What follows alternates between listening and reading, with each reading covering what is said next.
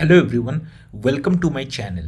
In this video today, I am going to discuss how we can download an object from an S3 bucket. Now this video is part of an AWS quick tutorials playlist which is available in my channel Sumitavo's Code Cloud. So if you have not subscribed to my channel, do subscribe to it so that you can get updates about such interesting videos, and do like my video as well. So let's get started. So I have the S3 console open over here. So I'm just going to go for my bucket. So I'll click on the general purpose bucket link over here. And I can see my bucket over here, Sumitavo demo bucket 1. So I'll click on the bucket, and over here I have one object uploaded.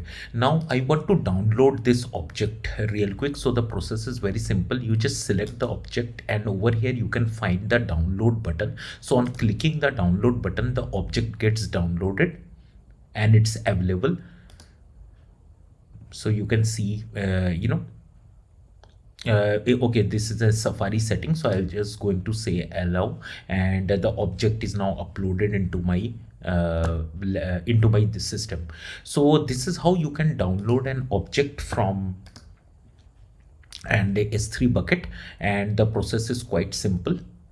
So thank you very much for watching this video, and do subscribe to my channel.